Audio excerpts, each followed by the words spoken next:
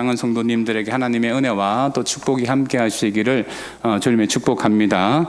제가 이번 총회를 참석했는데 제가 10번 정도 참석을 했습니다. 그런 이제 선배님들도 많이 알게 되어져서 우리 동기들과 함께 서 있는데 선배님이 이렇게 물으시는 거예요. 여기 목사님 나이가 어떻게 되시는가? 뭐 55세입니다. 56세입니다. 57세입니다. 이렇게 말하니까 젊은 사람들 참 젊은 것들 좋다 이렇게 말씀하시더라고요. 그런데 여러분 100년 전에 우리 젊은 것들 한번 보실래요? 사진 한번 보세요. 100년 전에 젊은 것들입니다. 여러분 100년 전에 여러분 55세, 57세는 저 정도 되셨어요. 1970년도에 통계학이 처음으로 나와서 많은 것을 통계를 내기 시작했는데 그 당시 평균 수명이 57세였고 한국 사람들이 가지고 있는 기대 수명은 62세, 한갑 정도는 되어져야 된다라는 기대 수명이 있었습니다. 이때 기준으로 보면 지금 70년 개띠들은 얼마 남지 않았습니다. 여러분 그만큼 우리가 이제 100세 시대에 생명이 길어진 시대에 살고 있는데 다음 주일이면 추석이 시작되어집니다. 명절이 되어지면 우리 자연스럽게 성묘를 가죠.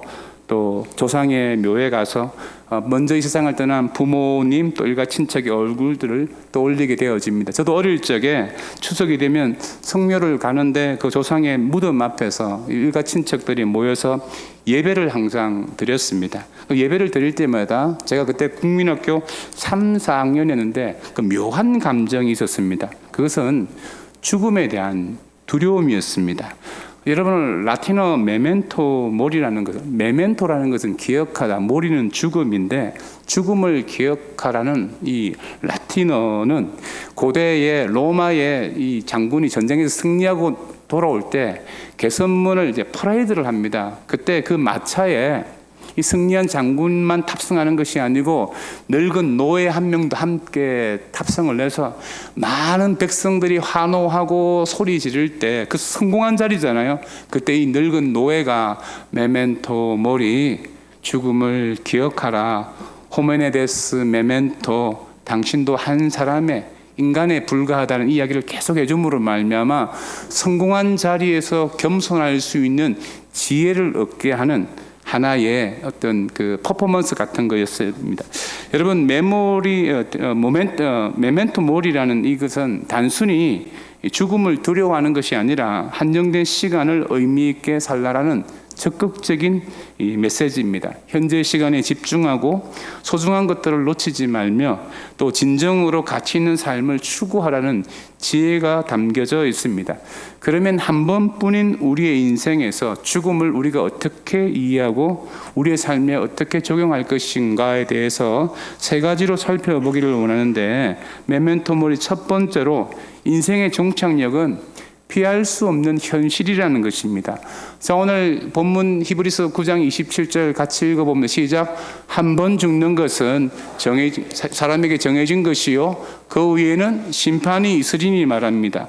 자, 한 번 죽는 것은 사람에게 정해진 것이라고 했는데 여기서 한 번이라는 뜻은 헬라어로 하팍스 레고메노라는 뜻인데 성경 안에 굉장히 희귀한 단어, 딱 한 번 사용되어졌습니다. 이게 뜻이 뭐냐면 한 번, 단회성을 의미하는데 하나님이 죽음에 대해서 한 번 말씀하셨다는 거예요. 근데 어떻게 말씀하셨느냐? 정해진 것이다. 예약되어진 것이라고 말씀하셨어요. 하나님이 죽음에 대해서 한 번 말씀하셨는데 그 죽음은 정해진 것이고 단회적인 것이기 때문에 반복되어지지 않는다는 것입니다. 불교에서 말하는 윤회와 같은 것은 없다는 거예요. 성경은 우리에게 죽음에 대해서 굉장히 단순하게 말합니다. 하나님이 한 번 말씀하셨는데 사람은 반드시 죽는다. 그 필연성을 우리에게 설명하고 있습니다. 진시황이 13세 때에 왕위에 오르고 난 다음에 중국 천하를 통일했습니다. 그는 권력을 지키며 오랫동안 이 권력에 집착했습니다. 그런데 끊임없이 암살과 반란의 위험성에 살고 있었기 때문에 그는 굉장히 두려움도 많았고 죽지 않고 영원히 군림하고 싶은 욕망도 많았습니다. 그 역사책 사기에 보면 이 진시황이 죽음을 두려워해서 암살에 대한 두려움 때문에 밤마다 궁궐을 랜덤으로 옮겨 다니면서 잠을 청하기도 했고 그는 불로초를 구하려고 했지만 결국 그도 죽고 말았습니다. 그 어떤 힘과 권력과 돈이 있다 할지라도 세월을 이길 수 있는 사람은 아무도 없고 죽음을 이길 수 있는 사람은 없습니다. 그래서 우리는 죽음에 대해서 분명히 알고 있는 것이 세 가지가 있습니다. 사람은 분명히 죽는다는 겁니다. 죽을 때 혼자 죽습니다. 그리고 죽을 때 아무것도 가져가지 못한다는 것을 우리는 익히 알고 있습니다. 근데 우리가 죽음에 대해서 모르는 게 세 가지가 있죠. 첫째는 언제 죽을지 모릅니다. 두 번째는 어디서 죽을지 모르고, 세 번째는 어떻게 죽을 줄 모르고 우리는 살아가고 있다는 것입니다. 이번 추석 연휴가 여러분 한금 연휴 10일입니다. 제가 제 평생에 이렇게 긴 추석은 처음 경험하는데, 여러분 2028년도에도 똑같은 한금 연휴가 우리에게 기다리고 있는데, 여러분 하지만 그때까지 여러분이 살아서 그 추석을 맞이해야 한다라는 그런 자신이 있으십니까? 물론 저는 우리 성도들이 그때까지 다 살아계시길 소망하는데, 그러나 지혜로운 사람은 오늘 벗어놓은 신발을 내일 아침에 다시 신을 수 있다고 확신하지 않습니다. 내가 오늘 저녁에 벗어놓은 신발을 내일 아침에 다시 신는다고 확신하는 사람은 어리석은 사람이죠. 여러분, 우리 인생의 죽음의 종착역은 아무도 피할 수가 없습니다. 창세기 2장 17절에 보면 성경에 죽음이라는 단어가 처음 등장합니다.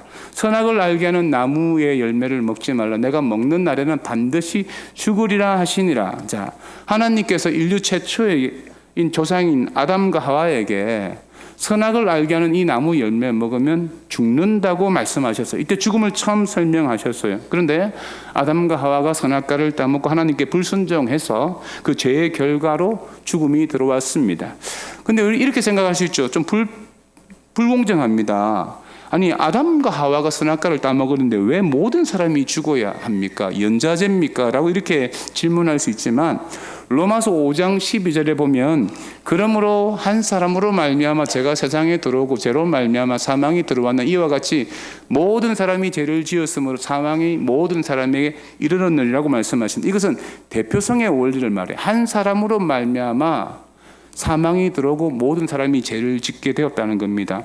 인류의 첫 번째 조상인 아담과 하와는 모든 인류를 대표해서 하나님의 말씀을 받은 거예요. 선악과를 따먹지 말라, 이 말씀을 인류를 대표해서 받은 것입니다. 한국과 일본이 축구를 하면 11명의 선수를 선발합니다. 그중에 세계적인 슈퍼스타 손흥민이 함께 포함되어져 있는데, 만약 우리가 일본과의 축구에서 패배를 하면 손흥민이 패배했다고 합니까? 대한민국이 패배했다고 합니까? 대한민국이 패배했다고 하면 이것이 대표성의 원리입니다. 손흥민이 잘못을 했어도 대한민국이 패배한 거예요. 인류의 첫 번째 조상인 아담이 하나님 앞에 인류의 대표로서 말씀에 불순종했기 때문에 그 죄의 결과로 죽음이 형벌로 사람에게 주어진 것입니다. 메멘토 모리, 첫 번째가 뭡니까? 인생의 종착역에 이 죽음은 아무도 피할 수가 없습니다. 이 사실을 기억하고 여러분 지혜롭게 사시기를 저는 축복합니다. 두 번째로, 인생의 종착역 이후에 하나님의 심판이 기다리고 있다는 것입니다. 오늘 27절 하반절에 보면 그 후에는 뭐가 있습니까? 심판이 있으리라고 했습니다. 그 후에, 죽음의 시간 이후에 반드시 이어지는 사건이 하나 있는데 바로 하나님의 심판입니다. 죽음과 심판 사이에는 어떤 공백도 재도전도 없다라는 이 종말론적 선언, 하나님의 심판이 있다는 것이죠. 인간의 죽음은 세 가지로 설명할 수 있습니다. 첫 번째 죽음은 육체적인 죽음입니다. 창세기 3장 19절에 보면 너는 흙이니 흙으로 돌아갈 것이니라 하시니라. 사람은 죽으면 흙으로 돌아갑니다. 이 육체적인 죽음이고, 두 번째는 영적인 죽음이 있습니다. 이사야서 59장 2절에 보면 너희 죄악이 너희와 너희 하나님 사이를 갈라놓았다고 말합니다. 하나님과의 단절된 상태. 내가 육체적으로 살아있지만 하나님을 믿기 전에 인간은 하나님 앞에 단절되어져 있기 때문에 영적으로 하나님의 말씀을 알아들을 수가 없는 거예요. 말씀이 들리지 않습니다. 이것이 바로 영적인 죽음이고, 세 번째 죽음은 영원한 죽음, 둘째 사망이라고 하는데 계시록 20장 14절로 15절에 보면 불못에 던지우니 이것이 둘째 사망이다. 이 땅에서 예수를 믿지 아니한 사람은 영적으로도 하나님과의 단절된 상태로 죽어 있지만 죽음 이후에, 육체적 죽음 이후에 저 지옥 형벌, 영원한 곳으로 가게 되어집니다.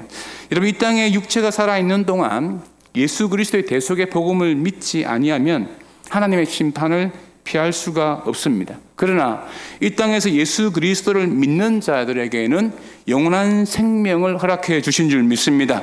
여러분, 예수 그리스도를 통해서 구원받는 것도 대표성의 원리를 그대로 적용되어지는 것입니다. 로마서 5장 18절 19절에 보면, 자, 우리 한 목소리를 같이 읽어봅시다. 그런즉 한 범죄로 많은 사람이 정죄에 이른 것 같이 한 의로운 행위로 말미암아 많은 사람이 의롭다 하심을 받아 생명에 이르렀느니라. 한 사람이 순종하지 아니함으로 많은 사람이 죄인된 것 같이 한 사람이 순종하심으로 많은 사람이 의인이 되니라. 할렐루야. 대표성의 원리를 말하죠. 한 사람 아담이 불순종함으로 말미암아 죄와 사망이 인간에게 주어졌지만 예수 그리스도께서 이 땅에 오실 때 여자의 후손으로 죄 없는 몸으로 오셔서 십자가에서 우리의 죄를 대속하여 죽으셨습니다. 그 사실을 믿는 자에게는 예수 그리스도를 통해서 새 생명을 얻게 될 줄 믿습니다. 여러분, 아담을 통해서 사망이 들어왔다 그러면 예수님을 통해서 영원한 생명이 들어오신 줄 믿습니다. 그러면 이게 공평한 거예요. 그러나 이 예수 그리스도를 이 땅에서 영접하지 아니하면 하나님의 심판을 피할 수 없습니다. 예수 그리스도를 믿지 않는 사람은 한 번 태어나지만 3번 죽는 거예요. 육체적으로도 죽고 영적으로 하나님과 단절된 상태에서 죽는 것이고, 또 육체적 죽음 이후에 영원한 죽음, 지옥에 가게 되어집니다. 그러나 예수를 믿은 사람은 육체적으로는 한 번 죽지만 영적으로는 하나님과의 관계에서 새 생명을 얻고 저 천국에서 영원히 살 줄 믿습니다. 여러분, 죽음은 죄의 결과입니다. 죽음 이후에 하나님의 심판이 있습니다. 여러분, 그 하나님의 심판 때에서 예수 그리스도를 믿는 사람은 영원한 천국에 들어가는 거예요. 천국과 지옥의 공통점이 뭔지 아십니까? 영원하다는 것입니다. 여러분, 지옥에 들어가 보면 내가 한 100년쯤 있으면 지옥에 익숙해질 것 같죠? 아니에요. 지옥은 날마다 고통스러운 것이고, 천국은 그 좋은 것도 100년이면 끝날 것 같죠? 아니에요. 천국은 날마다 하나님의 축복과 은혜가 있는 곳인 줄 믿습니다. 아멘. 그러므로 이 땅에서 예수를 믿는 사람은 죽음은 다음 세계 영원한 천국으로 가는 관문이지만, 예수를 믿지 않는 사람은 그 죽음 이후의 심판을 통하여서 지옥 형벌을 받는 것입니다. 여러분, 죽음 이후에 영원한 생명으로 들어갈 것인가, 지옥 형벌로 들어갈 것인가, 그것은 이 땅에서 여러분들이 선택하는 것입니다. 사랑하는 행복한 베들레헴 교회 성도 여러분, 예수 그리스도를 나의 구주로 믿고 영원한 생명을 소유하시기를 축복합니다. 그리고 마지막 3번째로, 여러분, 인생의 종착역을 준비하는 자만이 지혜를 얻게 되어집니다. 시편 90편 12절에 보면, 우리 함께 읽어보겠습니다. 시작. 우리에게 우리 날 계수함을 가르치사 지혜로운 마음을 얻게 하소서 했습니다. 시인은 우리의 삶의 시간들을 카운트하며 살아가는 것이 지혜를 얻을 수 있는 방법이라고 말씀하고 있는 겁니다. 소설이고 영화로도 만들어진 베로니카 죽기로 결심하다라는 소설이 있습니다. 이 소설을 보면 베로니카라는 슬로베니아에 사는 24살짜리 젊은 여자가 아무 부족함도 없고 겉보기에는 괜찮아 보이는데 마음속에 허무함과 공허함이 너무 가득한 거예요. 그 어느 날 자신이 자살하기로 결심하고 수면제를 먹습니다. 근데 완전히 죽지 못하는 거예요. 부모가 그 사건을 수습하고 난 다음에 딸을 정신병원에 입원시켜 버립니다. 그는 정신병원에서 이제 의사와 여러 상담을 하는데, 의사가 며칠 지나고 난 다음에 이 베로니카에게 이렇게 말해요. 당신 이제 수면제 먹고 죽으려고 할 필요가 없다는 거예요. 당신은 큰 병이 있다. 시한부 선고를 합니다. 당신 곧 죽는다는 겁니다. 베로니카는 정신병원에 가서 자신의 인생의 시간이 얼마 남지 않다는 사실을 알고 그 정신병원에서 여러 사람들을 만나게 되어집니다. 그때 조현병을 앓고 있는 청년 에두아르드를 만나게 되어지는데, 자신의 삶의 시간이 얼마 남지 않았다는 그 태도를 가지고 이 청년을 대하니까 처음으로 진심으로 대하게 되어지고 누군가를 사랑하게 되어진 거예요. 그 인생의 아름다움과 자유를 느끼기 시작했습니다. 죽음을 기다리던 그녀는 오히려 살아있다는 것을 소중하게 깨닫고 그에게 주어진 짧은 시간 동안 진짜로 한번 살아보겠다. 사랑하며 살아야겠다는 그런 마음을 가지기 시작했어요. 그러니 그의 삶의 태도가 바뀌기 시작했습니다. 그러자 의사가 어느 한날 그를 불러서 당신 시한부 인생 아니다. 죽지 않는다라고 알려줍니다. 그때 베로니카가 자신은 베로니카로 죽기로 결심했다는 거예요. 자신의 삶에 죽음이 있다는 사실을 항상 기억하고 삶의 모든 것을 선택하며 살아가는, 어떻게 보면 지혜로운 삶을 선택하겠다. 죽음을 아니까 이 삶의 가치관이 보여진다라고 그렇게 고백하게 되어집니다. 결국 여러분, 죽음을 아는 사람은 현실에 대한 태도가 달라집니다. 만약 내일 여러분들이 죽는다 그러면 이 능력 있는 최강력 목사하고 시간을 보내겠습니까? 여러분 배우자하고 시간을 보내시겠습니까? 1년 뒤에 내가 죽는다 그러면 여러분 무엇을 어떻게 선택하시겠습니까? 내가 세상에 올 때 모든 사람 앞에서 우리는 울면서 왔습니다. 여러분 웃으면서 태어난 사람은 아무도 없어요. 근데 모든 사람은 나를 보면서 웃어 주었습니다. 내가 죽을 때 대부분의 사람들은 아쉬워하고 웁니다. 그때 여러분 울기보다는 미소를 지으면서 천국으로 입성해야 되지 않겠습니까?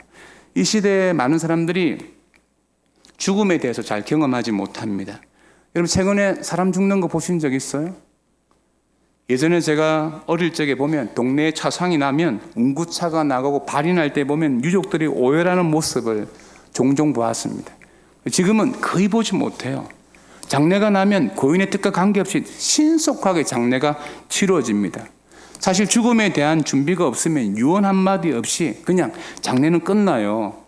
또 젊은 사람들이 갑자기 세상을 떠나게 되면 유족들은 그 죽음의 슬픔에서 오랫동안 고통스러워하는 것이 이 시대의 현실입니다. 사람들이 죽음을 모르고 살아갑니다.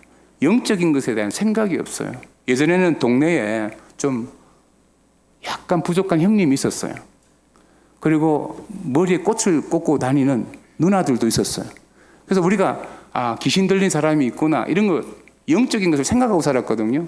지금은 못 보잖아요. 다 정신과 병원에 가 있어가지고 사람들이 영적인 것에 대해서 별로 관심이 없습니다. 드라마에서나 귀신 이야기 열광하지 우리 현실에서는 죽음과 이 영적인 세계에 대해서 관심이 없죠. 이게 마귀의 또 하나의 전략입니다. 사람이 죽음 직전에 2주 전에 말입니다. 선망이 찾아와서 이 뇌 기능이 굉장히 장애를 가지게 됩니다. 인지나 지각의 혼란 상태가 가져와요. 그러니까 사람들이 누구를 잘 알아보지 못합니다. 저희 어머니도 선망이 왔을 때 누구를 알아보지 못했습니다. 그때 신경정신과 의사가 약물을 투여해서 마지막 유언 몇 마디를 하셨어요. 근데 정신이 좀 돌아왔을 때 제가 어머니 저를 알아보시겠습니까? 하니까 저희 어머니가 저한테 딱 2마디 했어요. 아들, 교회는. 이게 저희 어머니가 저한테 마지막 남긴 유언입니다. 목사가 교회에서 여기 왜 와 있냐 이런 뜻이기도 하겠죠. 그럴 때 저희 아내가 그 옆에서 한 달 동안 병수발을 했는데 그 병수발했던 며느리가 어머니 저는 알아보시겠습니까? 했더니 저희 어머니가 니는 눕고 그런 거예요. 그래서 저희 어머니가 이 땅을 떠날 때 자신의 며느리에게 큰 상처를 주고 떠나신 거예요. 저는 저희 어머니의 본심이 아니었다고 그렇게 해석을 합니다만은 가장 큰 이유가 뭐냐면 선망 때문입니다. 뇌에 대해서 이게 인지 능력, 지가 능력이 떨어졌기 때문에 그래요. 여러분 이 땅을 떠날 때 영화나 드라마 보면 그냥 그 장면에 유언하면서 우아하게 따뜻하게 그렇게 돌아가시는 분은요 100명 중에 1명에 불과합니다. 대부분 선망이 와서 거친 호흡을 하다가 세상을 떠납니다. 저는 그래서 저희 어머니 돌아가시고 난 다음에 1년에 한 번씩 유언장을 씁니다. 제가 재산이 많아서 유언장을 쓰는 건 아니고 소문나긴 제가 50억대 자산가라고 소문나 있던데 저 그런 재산은 없어요. 재산에 대한 유언장이 아니고요. 사람은 자신의 삶에 대한 기대 수명이 있습니다. 내가 그 기대 수명 때 어떤 모습으로 어떻게 살아갈 것인가 내 정체성에 대해서 지금부터 적어보는 거예요. 그러면 갑자기 죽음이 찾아오거나 선망이 왔을 때에 인지 능력이 부족하고 지각 능력이 부족했을 때 잠시 정신이 돌아오면 여러분이 서는 그 유언장의 유언장을 생각하면서 여러분의 인생이 주마등같이 흘러가면서 여러분의 여정을 따뜻하게 스스로 정리할 수 있습니다. 여러분, 유언장은 재산을 어떻게 하라 그 적는 게 아니고요. 삶의 계획서를 적어보는 것입니다. 여러분, 언제 어디서 어떻게 죽을지 모릅니다. 그러므로 좀 지혜 있는 사람은 1년에 한 번씩 유언장을 업그레이드 할 필요가 있습니다. 저는 저희 아내에게 자주 이런 이야기를 나누어요. 물론 이 부분은 저희 부모님, 저희 아버님과 장모님이 동의하셔야 되는 부분이기도 한데 지금 굉장히 건강하시거든요. 저는 저희 아버님과 장모님이 좀 건강하실 때 미리 임종 예배를 드렸으면 좋겠다는 것입니다. 사실 이게 문화적 측면에 좀 불편한 게 있거든요. 부모님 살아계신데 임종 예배를 미리 드린다. 죽음에 대한 부정적인 부분이 있기 때문에 오해할 수도 있습니다. 하지만 제가 목사로서 임종 예배를 인도해 보면 고인은 아무런 의미가 없습니다. 임종 예배를 때 보면 고인은 아무런 의미가, 제가 저희 교회에서도 여러 번 임종 예배를 인도했는데 가장 기억에 남는 임종 예배는 2번이에요. 우리 최용신 장모님 어머니 돌아가실 때 빈센트 병원 중환자실에서 제가 가니까 임종 직전에 계신 분이 바로 앉으신 거예요. 앉으셔서 저한테 아들 좀 잘 부탁한다고 젊은 목사인데 그렇게 유언하시고 돌아가셨어요. 그리고 우리 박노선 권사님이라고 계십니다. 그 권사님 참 믿음 좋으신데 자신이 임종 예배 드리고 천국 간다고 저한테 여러 번 전화하셔가지고 제가 여러 번 임종 예배를 드리러 갔습니다. 그러면서 임종 예배 끝에는 목사님 우리 세화이 착합니다 이런 말씀을, 아들의 이름을 이야기하면서 저한테 자주 이야기하시는데, 근데 그분의 마지막 임종 예배도 제가 요양병원에서 드렸는데요. 그때는 호흡도 제대로 할 수 없고 선망 상태에서 목사가 신앙을 고백하고 찬송 한 절 부르고 성경 구절 읽고 말씀하고 축도합니다. 그리고 타이밍이 맞아서 의사가 사망 선고하면 나름대로 괜찮은 임종 예배예요. 근데 대부분의 임종 예배는 여러분, 고인은 그 임종 예배에 아무런 의미가 없어요. 감리교회 정성학 목사님께서 제안하신 겁니다. 우리가 돌잔치나 결혼 예배 때처럼 임종 예배를 좀 건강할 때, 내가 죽음을 앞두고 어느 시점에서 일가 친척 자녀들 초대해서 하나님 앞에 예배 드리고 함께 식사도 하고 포토존에서 사진도 찍고 그때 정말 하고 싶은 말도 하고 위로하고 축복하는 시간을 가지면서 임종 예배 넘어 이 죽음은 두려움이 아니라 천국 본향으로 나가는 소망이라는 것을 함께 나누는 시간을 예배를 드리면 우리 신앙의 여정에서 얼마나 아름답겠느냐라고 그분이 여러 가지로 제안을 하고 있습니다. 사실 문화적인 측면에서 받아들이기 어려운 부분도 많죠. 하지만 메멘토 모리, 죽음을 기억하면서 죽음을 두려워하는 것이 아니라 오늘 주어진 생명을 더욱더 소중히 여기고 의미 있게 살아간다 그러면 우리 그리스도인의 사람들은 복될 줄 믿습니다. 여러분, 인생의 종착역은 피할 수 없는 현실입니다. 그러나 예수 그리스도를 믿는 자에게는 영원한 생명으로 가는 관문이기 때문에 여러분께서 예수님을 영접했다 그러면 영원한 운명을 결정하셨습니다. 그러면 남아있는 인생을 더욱더 의미 있게, 내가 1년 뒤에 죽는다면 내가 어떤 행동을 해야 되는가 스스로 질문하고 지혜로운 삶을 살아가고, 이번 추석 명절 부모 형제 일가 친척 만났을 때 내가 죽음 앞에서 이들과 어떻게 이별할 것인가라는 그런 태도를 가지고 이들을 대한다 그러면 행복한 추석 연휴가 될 줄 믿습니다. 함께 찬양하고 기도하는 시간 가지겠습니다. 여정이란 찬양 함께 하겠습니다.